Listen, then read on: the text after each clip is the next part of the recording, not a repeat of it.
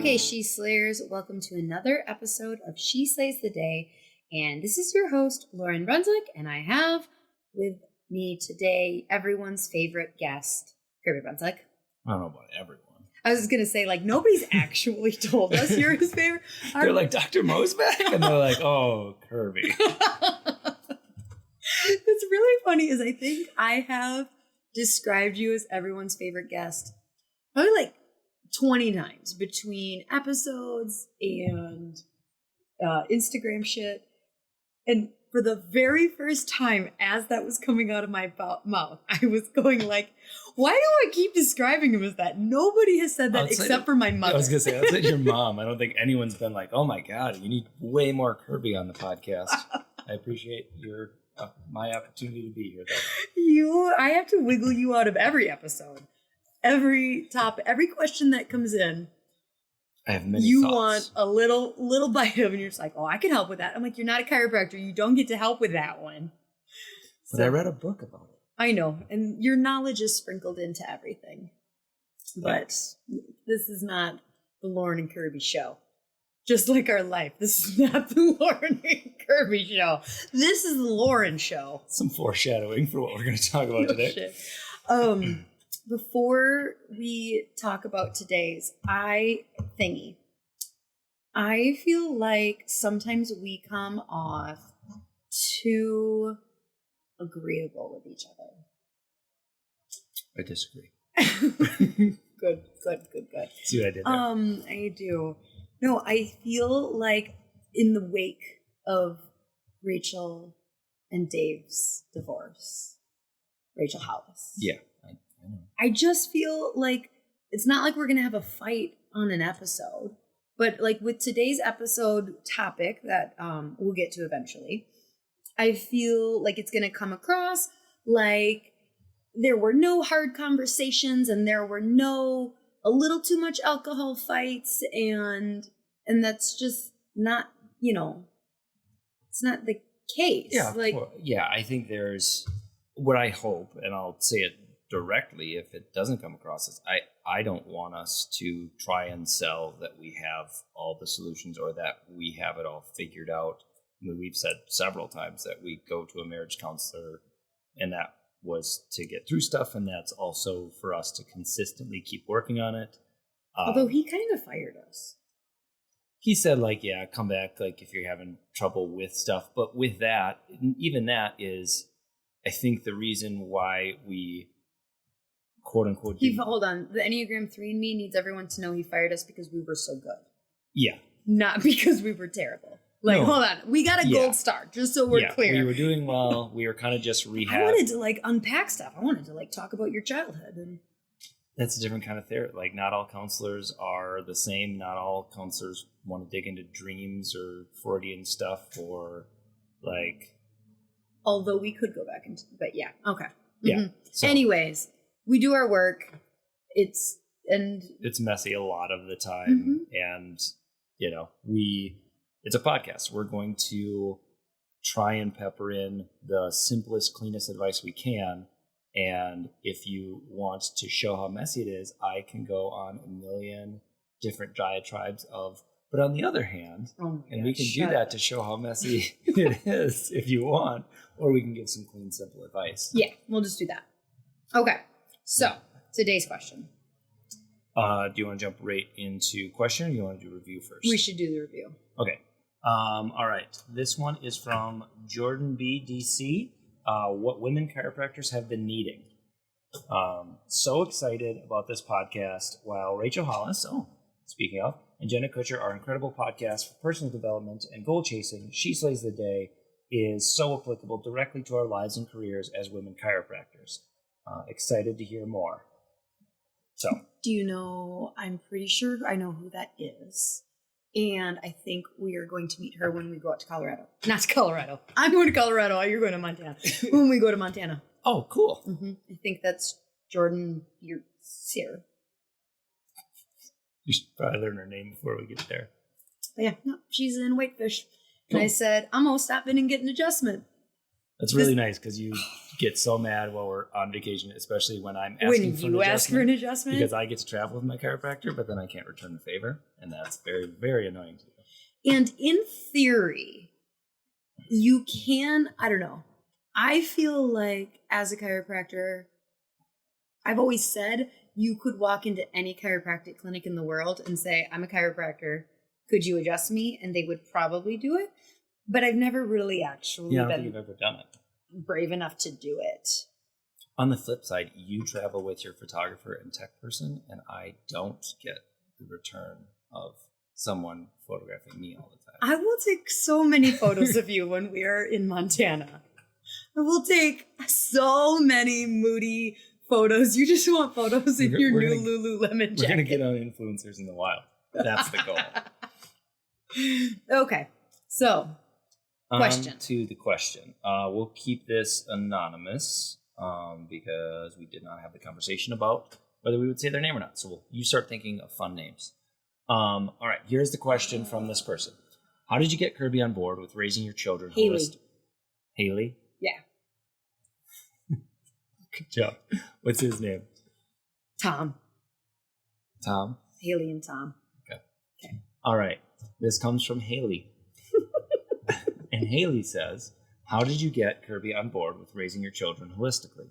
For example, your decision not to vaccinate and be conservative with meds.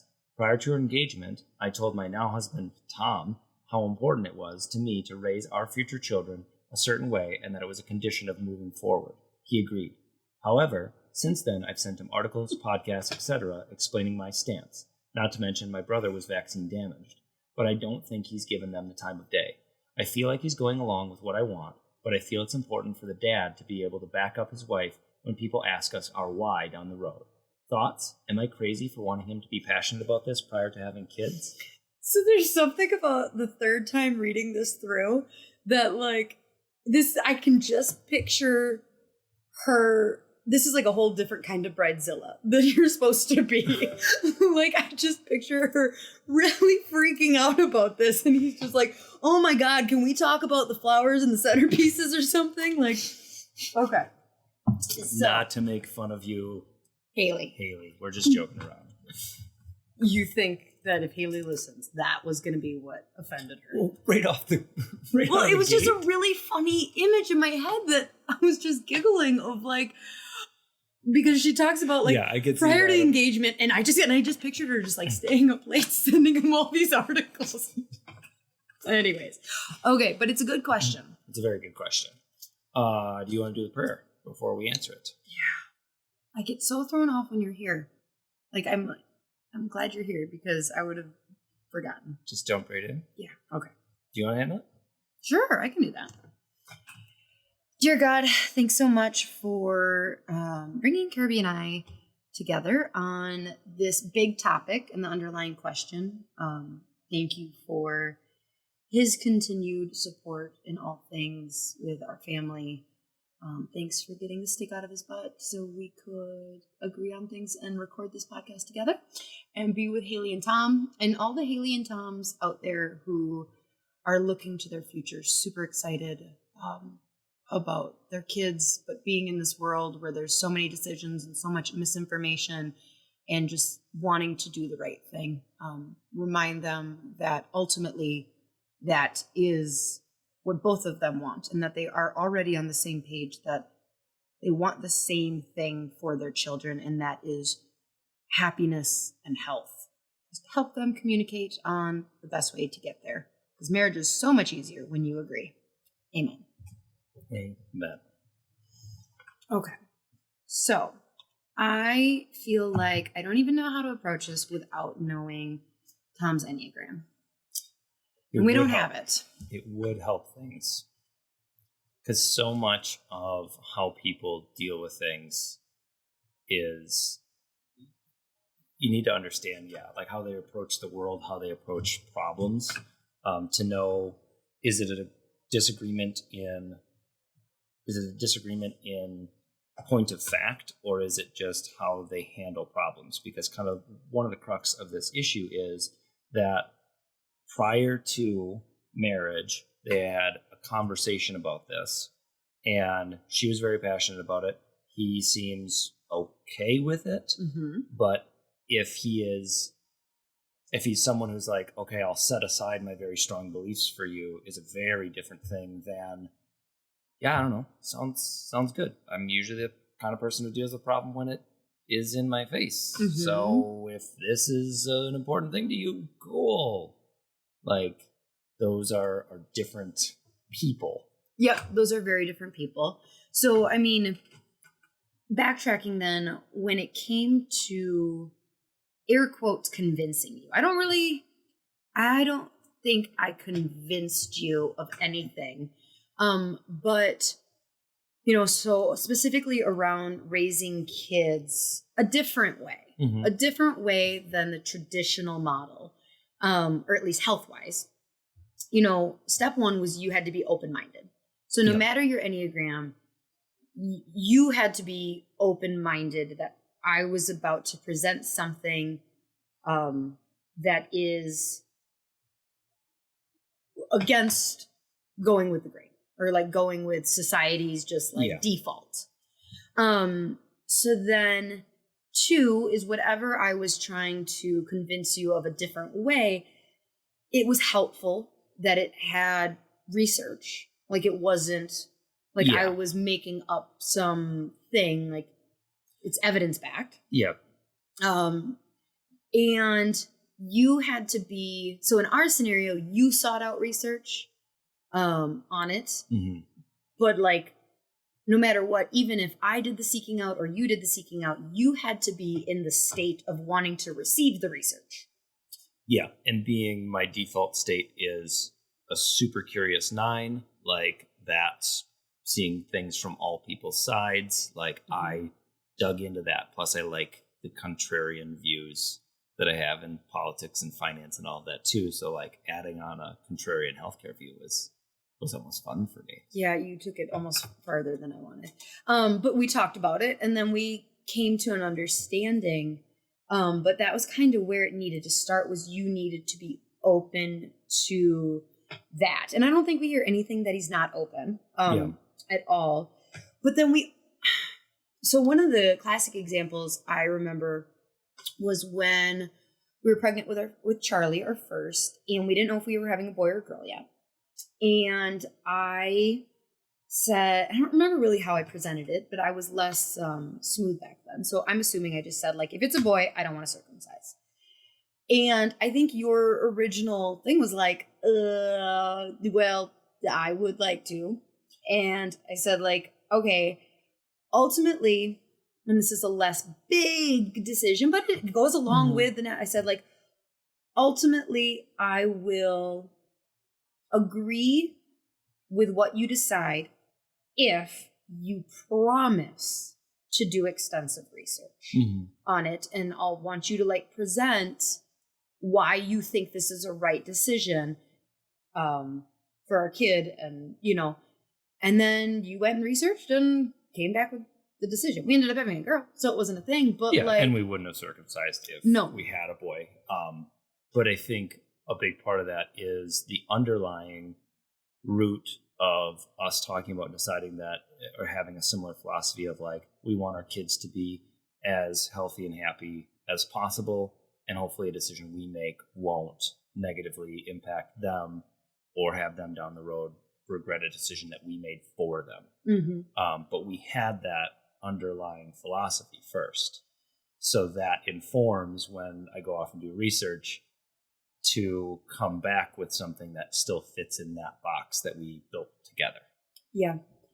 Yeah. I mean, so, you know, it might be that he's deferring to later, but I would say instead of picking a hypothetical argument about future children, where like, you're like, I don't know, are you telling me the truth? Or, you know, like, I don't, maybe he has a pattern of switching his opinion, which flip-flopper. But I would start with just with him, you and him, while you don't have kids, and not, I don't want to say not worrying about vaccines and circumcision and breastfeeding until the child's 9, but like today things of like, hey, I was thinking about doing Meatless Monday or doing a 4-day detox and cleanse and starting to educate and instill just philosophy of health in him. And he might already have it. Yeah, well, and that's kind of that starting point that if you do have it, if you're both building that box of philosophy right now, that you do want to put as good of things into your body, that you view wherever you can, not intervening. Like if you get a cold and instead of reaching for the vitamin D, you always reach, or he always reaches for Sudafed, like talking about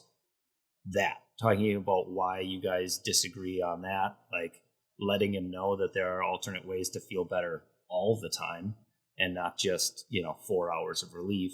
If you can start to get on the same page on that, because that was part of our beginning of our relationship too. Like I used to get sinus infections once or twice a year and realized that a lot of it was one, I was a college, just getting out of college, kind of eating like garbage, would get sick, would just take medicine for as long as I had symptoms and would continue to like eat dairy through a sinus infection. Like, so those are some of the things of like learning those things and getting that trust and kind of seeing it and understanding it as it goes. The trust is super important though, because we both trust each other so much within the realms. I mean, we trust each other, but like we've kind of subconsciously made these arenas where the other person, like I acknowledge, I can set my ego down and be open-minded to hear an opinion that you might have completely different than mine on finances and insurance and all the other boring stuff that you're really smart on. And we can talk, and it's not that I will lie down and be like, oh, I guess just do nothing, but like, although in some I just do. But ultimately I have respect for your education and go like, okay, I don't know that I still understand fully or I get it, but when push comes to shove, this is your arena. And I'm gonna trust my spouse with that. And so the ideal is obviously to get Tom to understand this big health philosophy and to live it himself for years before they have kids and to be this advocate. But if that's not a thing, I think there needs to be an underlying addressing of the trust of like, okay, but can you trust me enough that like, this is health. I went to school for this. You did not. And if he does have questions or if he's challenging it, I think there's a tricky part there where you need to make sure your initial reaction, if he says like, well, I don't know about that, I'm hearing some other stuff, to not immediately go, I'm an MF doctor, man. Yeah. Hey. I know that was coming up in me too. Like, just because I know I carried so much ego and it spilled into our relationship, even when that wasn't the thing. Mm-hmm. But here's the thing, is you have done that with things for kind of my areas of expertise around like insurance and how we invest money. You've had those things where you said like, I'm hearing all my friends or my colleagues talk about this certain way of investing. Like, are you sure we shouldn't be doing this? And right off the cuff, my reaction was poor. It was like, yeah, I don't think so. I think it's a bad idea. I read a couple books a long time ago and it's bad. Sorry. But then you said like, but I'm hearing a lot of stuff about this. Can you relook at it? Mm-hmm. And then I did. I read more books. I read more articles. It ended up coming to a similar conclusion, but I understood it better and I was able to come back and talk to you about it. And you did, in the end, trust me with that. But I was willing to revisit and not just go, I have a degree in this, dummy. Listen to me. That's a very, very interesting point. And I don't want to throw the person, but like, so it was coming to like, there was a book that I was reading written by this investor, and like all of the chiropractic friends that I had were like paying for this investor's like $10,000 weekend. And I definitely am like groupthink on some stuff, like everyone else is doing it, let's do it. And so you're right. If you would have said like, nope, that's stupid, but you read the book I was reading, you read it faster than I did. I don't think I ever finished the book, and then read 2 more books by that person. So when you came back and was like, okay, so I read what you read, you were able to agree with some things and understand where you were coming from. And then it let my guard almost completely dropped, because it was like, okay, he's not doubling down on like, no, I said it's bad and I refuse to accept anything. So I would say, if there is, and it really doesn't sound like he's opposing at all. Like it sounds like he's just like, okay, sounds good. But it's the thing is, when you have all of society on certain issues kind of against you, or just the big rolling wheel of tradition. So like the circumcision thing, or like births. Like births is a big thing. Like we had in a birth center birth, and then we had a home birth. Both of those things is way outside the norm of society. And if you're just the person who's kind of a go along to get along person, you may go like, hey, this seems crazy. I don't know anyone else who did this. So he may have said a long time ago, like, yeah, cool, I'm cool with that. But as it gets closer to, go day for the birth, he might backtrack because he's scared. But I think that kind of gets to really understanding why the person is objecting or is hesitant to go along with the agreement. Because when we did have a thing about finances, like I tried to understand why you were concerned and then be able to answer those questions. So a big part of it is, and we always talk about just kind of open and honest communication, is getting him to open up about if it does what's the underlying fear. Yeah, like what's the underlying fear. And I wouldn't make it, if it comes up again, I wouldn't make it about the big topic of raising a child naturally. To me, that's just oppositional. Like, for the sake of it, like, you're just basically claiming that we're going to do this different. And that can be kind of scary. Of like, wait, so like, no, anything that the medical community does, we're not going to do everything. Because the other thing too is you can even go into it planning and then you don't. Like cloth diapers happened for quite a while until they didn't in our house. We made our own baby food for quite a while with our first daughter and not so much with our second. Like we are still quite natural and quite hippy dippy and, very holistic. But if you are going to put yourself in the box of completely natural, you're going to disappoint yourself. And that feels like such a big commitment. So I think a big part of it is breaking it down as you get closer. Bring it up topic by topic. I do think that the big ones that you could talk about ahead of time are vaccines and birth. But like, if you're trying to pick a thing of like, no, you don't understand, Tom. Our kid will never have an antibiotic. I said that really, antibiotic. Our kid will never, like, I don't know. I can't think of another, have a surgery. It's kind of like, okay, well, first of all, like, hopefully that's true. But I mean, I knew without a shadow of a doubt before I was even pregnant that I would never vaccinate my kids. And we didn't. But I remember holding Charlie, and she was like 2 or 3 days old. And it was at like 2 a.m. And she, was just so peaceful and perfect. And I just wanted to cry because I wanted to do everything to protect her. And my brain knew the books, my brain knew the science, it knew the foundation of why I wasn't going to. But then I also was just terrified of like, but what if she does get this? Like, and so again, it was like that, I don't want to say it was a weak moment, but like it's a humanizing moment of like parenting. You will just do anything and everything to protect them. And it can be really scary. I mean, and there's the psychological aspect of you want certainty, or at least you want the certainty of the group.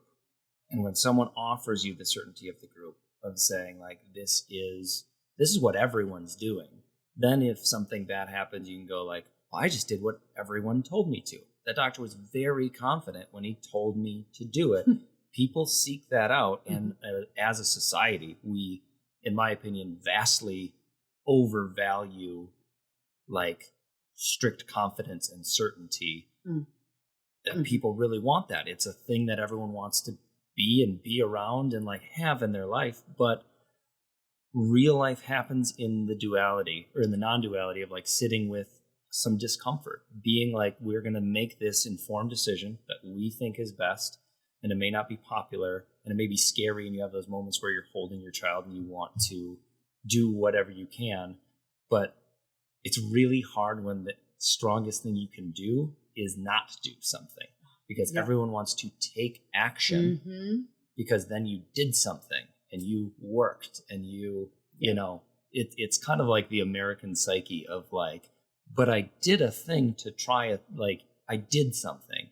And it's like, ooh, but what if not doing is very uncomfortable. Oh, it so is. I think also that with, you know, talking about the duality of like, this is good, this is bad.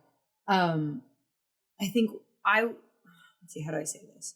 I feel like I've gained street cred with you by being open-minded and being in the gray area sometime.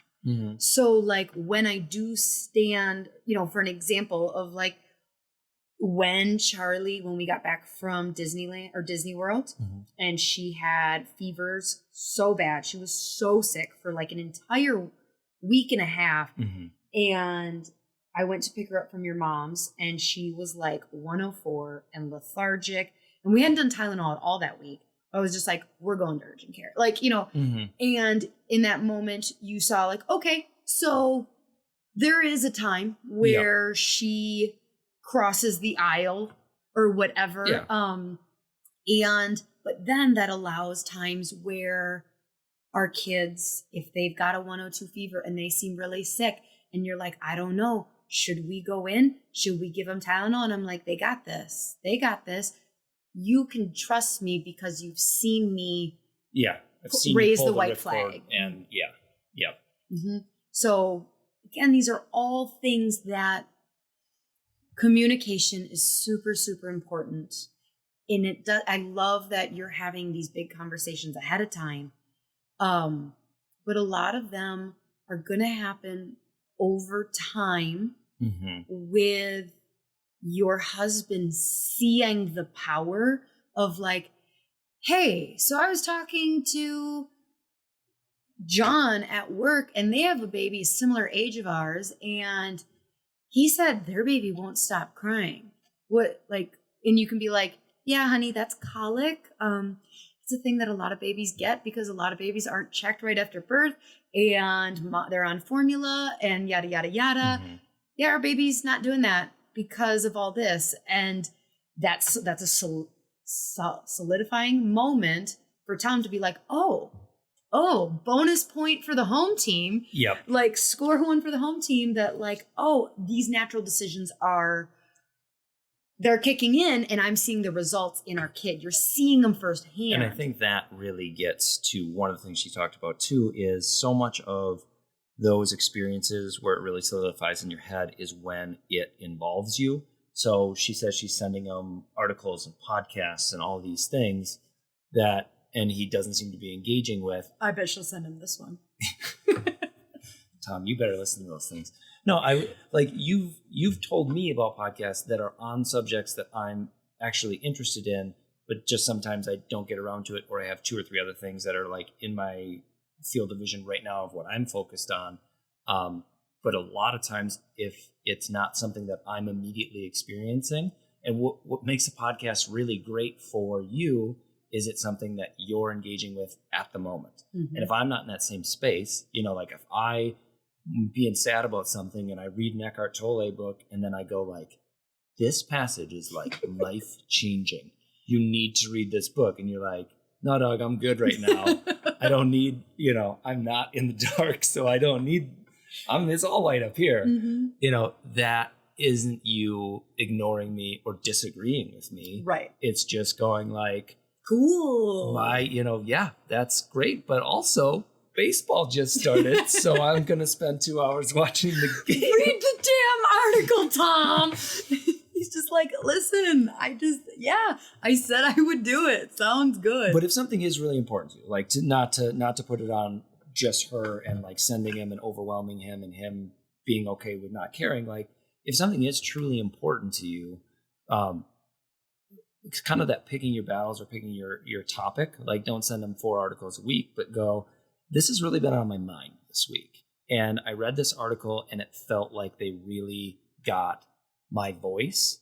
And I would love if you would read this article and, I just want to talk to you about it and see like, am I out in the wilderness here and this seems crazy to you? Or like, is this how you feel? Because so much of the time you assume there's the assumption that everyone thinks that like they're a rational person and they wouldn't hold a view that is irrational because they're a rational person. Mm-hmm. So they also view their spouse as a rational person. Because they picked them. Because they picked them. So ipso facto. And I'm rational, so therefore you can't be irrational. So they're going to see the world the same as I do because we're both rational people. And that's not always true. There's just disagreements of how people see the world, but you need to be able to have those conversations. And only in having those conversations can you find out that maybe your presumption was wrong. Mm-hmm. So what story are you telling yourself, and how can you get across that you want to talk about an important issue, pick that issue, set aside the space for it. Say like, hey, I want you to read this article. I'd love to talk to you about it tomorrow night. Like, not just, here's an article, and then 2 weeks later, hey, what did you think about that? Like, on a whim, it's like, oh, yeah, I glanced at it. I thought you were just saying, like, yeah, see, cool article. Yep. And I already agreed with you that we were going to do that, so I didn't know that there was conversation that was needed on it. So I find it interesting. It was towards the end where she says she wants him to be able... feel like he's going along with what I want, but I feel it's important for the dad to be able to back up his wife when people ask us why down the road. What narrative is going on in her head? There's a little unpack it, yeah. The way that was phrased, and I mean, this is probably just a quick note sent off, so I don't want to read completely too much into it, but that to me comes across with, so he needs to back up your decision. That's a bit troubling when it comes to a marriage and parenting of, so I'm going to decide, and not only does he have to be cool with it, but he now has to be like my deputy. Okay, I don't think that's how she means it. I think what she means is, I want this to be our decision. And if it was our decision, we could both debate other people on this. Mm-hmm. And that's understandable. Like, I get that. That's the ideal. Yeah, that is the ideal. And, we don't know what Tom does as a profession. I don't think he's a chiropractor. But like, okay, let's take it away from raising kids, air quotes, naturally. Let's move it into finances and our investments. If we're at dinner with 3 other couples, educated couples, and all 3 other couples have a completely different investment strategy than we do, the only thing, in my opinion, from like a marriage counseling situation, not in like, and we won and we like, they knew that we made the right decision and they made the wrong decision. The only thing that truly matters is that those 3 couples, when they leave our house from dinner, get into their car and go, they are really in solidarity with each other. Mm-hmm. The important piece is not that they would get in their car and go, wow, they really presented some good points. Maybe we're wrong. It's, obviously Kirby, is the one with the degree in it. And it sounds like Lauryn just really trusts and supports her husband. Like, I wouldn't want to come across as like an idiot of like, wow, Lauryn doesn't know what the heck they're doing. But like, the only thing that's important would be that I was like, I looked into it. Kirby presented me with his opinions on what we should do. And I agreed with him ultimately. And I trust him because this is his area of expertise. And he trusts me in my area of expertise. And I don't think that makes us look bad or me stupid. Yeah. And I think it's also, depending on who's going to be the hypothetical attacker that needs to be defended against, I think that's, especially what you're saying is true of you need to show a united front. He needs to understand to the degree that it's important for him to understand. And I think it's exactly what you're saying of, we had some conversations. I had questions. She had a lot of knowledge and information. And when we talked about it, I was absolutely convinced and trusted in our decision. Mm-hmm. But it doesn't need to be that he, he doesn't need to be able to spit stats back at every people. Single thing. Yeah. Unless that's his personality that like he wants to be able to, then give him some books and let him go to town. But yeah, this is I can picture her fear for him if she's not with, and they're like, whoa, dude, what do you mean you're not giving your kids the flu vaccine? Like, if I have a feeling she knows him and like that's going to make him uncomfortable. And so she wants him to feel like he has his own armory. Yeah. And there's something so old school and kind of insulting to a marriage if he just goes like, I don't know, something my wife nagged me about, so we're not doing it. Right. Like that makes him look weak. Mm-hmm. It makes her look bad, and it makes them look irresponsible as parents that like, yep, we disagree, but she's going to do this thing that I'm with you, bud. I think it's dangerous, but whatever. Like, wait, you think it's dangerous and you're not defending your children? Right. And yeah, and also that if he is just defaulting and trusting you, that it doesn't mean that he's phoning it in as a parent. Like, he can be like, okay, yep, you're the health expert on pediatric. Like, sounds good. I would love to have some information so I can explain our decision to my parents and to coworkers if I need to. But that doesn't mean, I don't want you to think that he's not going to be a willing participant as a parent just because he might just be deferring to your expertise. Like, there's so many different arenas in parenting that he can really care about, and this one just might be your arena. Yeah. I think one thing that goes along with understanding each other and understanding where you're coming from is, I think you need to be also prepared to have conversations around what work there is to go along with these things, so he really understands what he's agreeing to. Because I'm assuming before you were married, saying we're going to raise our kids naturally is an easy enough thing to go like, yeah, sure. Yeah, okay. Like, you guys probably need to, especially once you're pregnant. That's going to be a bigger time. Yeah. Is going to be a bigger time, but talking about like, we're going to buy organic things of these things. So it's going to hurt your pocketbook. But then when he understands like the pain points, then you're going to have better conversations about like, really, we need to pay $4 a green pepper versus 60 cents. Why? And then you, in your expertise, need to be able to explain it to them. There's that back and forth conversation, but those are very strange conversations, and he's not going to have that like pushback now when you go like, we might have to pay an extra $3 a pepper in 5 years. Right. He'll be like, okay. Sure, sounds good. Yeah. So I don't know. I guess what it comes down to is understand his personality and how he best will receive information. Understand his root concerns. Or if there's not concerns, you can try and preempt, like just knowing his childhood. Mm-hmm. You could give some examples, and I would start with birth, like where you're going to give birth. That's like a nice one of like, you know, it's the very first thing type thing that needs to be decided on. And see how he reacts to, so if he's like, oh, whoa, but like what happens if something goes wrong?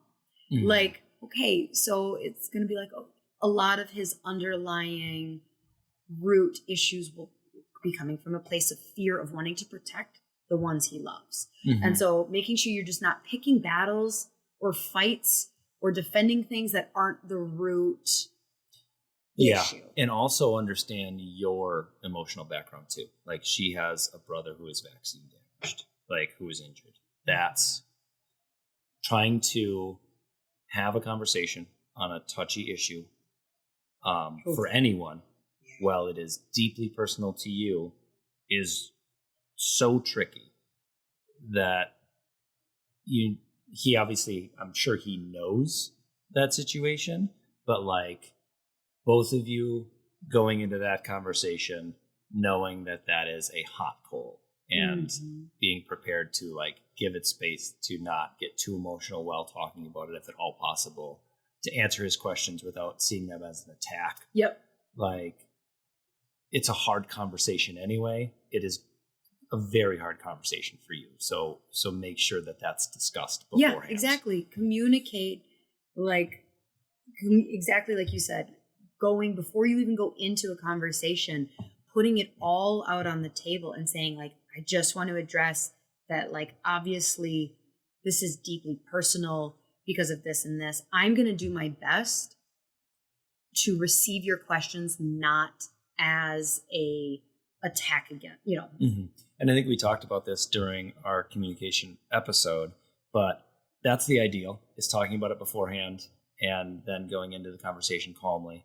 The more realistic is you have the conversation and it gets heated, and then you have to like unpack it and talk about why you reacted a certain way. And that's still good. That's better than what so many people do, is have a conversation, both of you get heated, do no self-analysis afterwards, don't unpack the conversation, and just be mad until the next, you know, thing happens that you can move past it and bury it. Yep. So even if you have a bad conversation about it, try to understand why it was bad and what you were thinking and what you were feeling during the conflict. Yeah, and the number one, just a reminder to everyone, like one of the number one tools that Kirby and I use in our marriage is the phrase, the story I'm telling myself. Mm-hmm. And that is like a Brene Brown go-to of like, so, you know, the story I'm telling myself is that